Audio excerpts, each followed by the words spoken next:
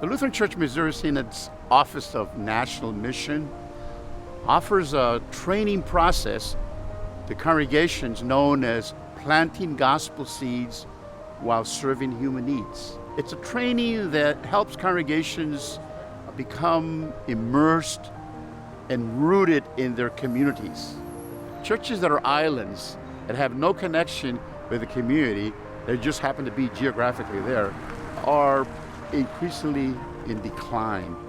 So how do we revitalize our churches? How do we get out of our buildings and into our neighborhoods?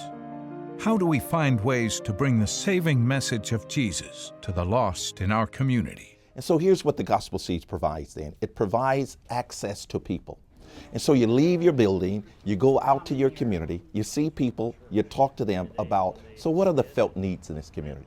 The planting gospel seeds process involves several steps. First, Pastor Hernandez is available to your congregation for an introductory presentation on planting gospel seeds. Once your congregation decides to proceed, your church will receive a demographic study to help you identify the unique traits of your community and ways to reach out in mercy. Next, Pastor Hernandez travels to your location to walk your leadership and members through a 4-day training workshop, including a series of interviews. In order to get the congregation out of the building, beyond just ministering to its members, we train the congregation and its leaders in 2 conversation-based interviews. One we call an agency interview, the other one we call a residential interview. Now the agency interview are conversations, and they're very easy because we schedule them ahead of time. For example, we have a conversation, say, with the principal and the staff of the nearest elementary school, and sometimes churches are right across or around the corner from a school, and there's some contact already. Brookside Elementary is what it's formerly called. And the number of students there that live below the poverty line, the number of homeless students that they deal with, and the needs that are inherent of being transient homeless. And then what amazed me was the churches that they work with already. They have prayer at school. To say, this church that we know where you guys are, they knew where we were, but they said that you care enough to come and talk to us and listen to what needs we have and see how you could possibly, in any small way, assist. And then we find other agencies, other social agencies, health agencies, anyone that's in the area of the church, around the church, that's serving the same neighborhood that the church wants to serve because that's where it's located. What makes the Gospel Seeds approach much more doable, I like to use that word doable, that any layman can do it, is that it's not confrontational. We want to have a conversation with them about mercy, about the needs of the community. A church should care about its neighborhood and the community. So it's very natural. People aren't surprised by a congregation asking, how can we work with the community, with the neighbors, to make this a better community?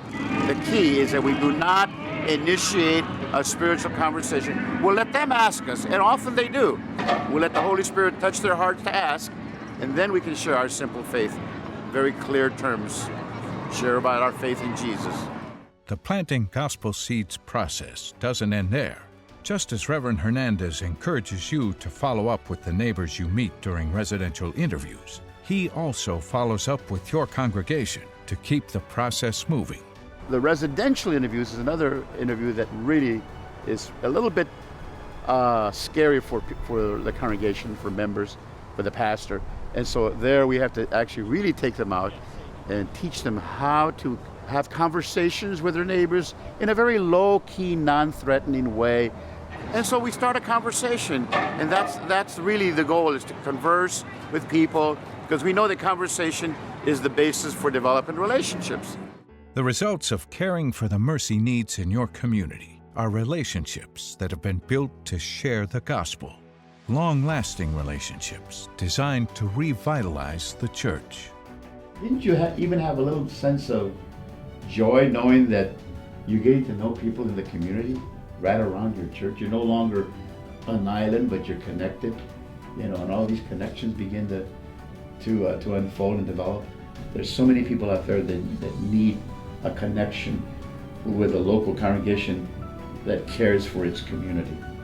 That's it. It cares for its community, like Jesus did.